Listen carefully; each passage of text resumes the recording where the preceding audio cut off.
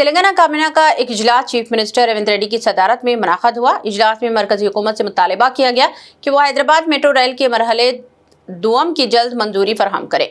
काबीना ने कहा कि शहर की बढ़ती हुई ट्रैफिक के मसले की यकसुई के लिए मेट्रो रेल का दूसरा मरहला जरूरी हो गया है। काबीना ने फैसला किया कि 21 जून को नीट का दोबारा इम्तिहान तहरीर करने वाले तलबा के लिए रियासत में आरटीसी बसों से मुफ्त सफर की सहूलत भी फराहम की जाएगी। रियासती उजरा उत्तम कुमार रेड्डी, सभी सीतक्का और दूसरों ने काबीनाई इजलास का तफसीली से मीडिया को वाकिफ करवाया। उन्होंने कहा कि काबीना ने किसानों के लिए रैतु भरोसा स्कीम की रकूमात की 30 जून से इजराई को भी मंजूरी दे दी है। इसके अलावा इजलास में मंजूरी दी गई है कि रियासती काबीना के आइंदा इजलास अब डिजिटल होंगे और इनमें कागज का इस्तेमाल नहीं होगा। काबीनी इजलास के लिए उजरा को टैब फराहम किए जाएंगे जिनके जरिए वो दस्तावेजात वगैरह पेश कर पाएंगे।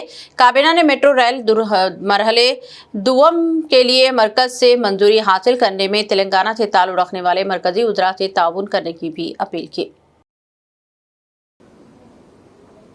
KNM 7715 ఈ 7 రకాల సన్నాలకు మరి ఈ వానాకాలం పంటలో బోనస్ ఇవ్వడం జరుగుతుంది.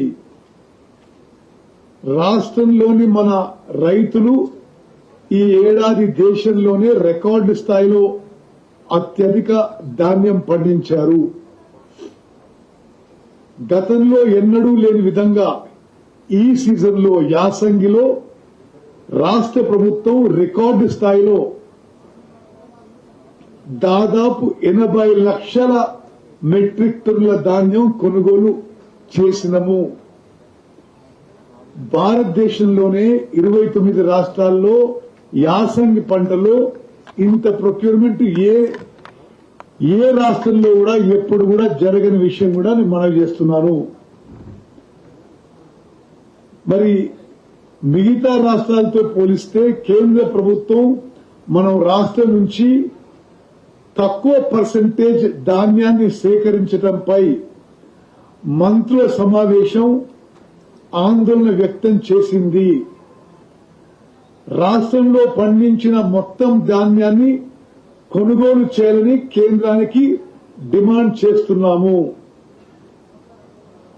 కేంద్రం నిర్ణయించిన విధి విధానాల ప్రకారం రాష్ట్రంలోనూ పంట ఉత్పత్తులను కొనుగోలు చేయడానికి రాష్ట్ర ప్రభుత్వం సిద్దంగా ఉంది.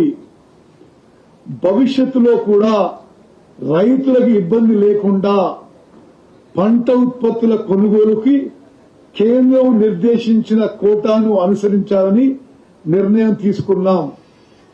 ఇకపై కేంద్రం ఏ పంట ఉత్పత్తులకు ఎంఎస్పీ నిర్ణయించి కొనుగోలు చేస్తుందో ఆ పంటలను అంతే కోటాలో రాష్ట్ర ప్రభుత్వం తరఫున కొనుగోలు చేయాలని నిర్ణయం తీసుకున్నాం.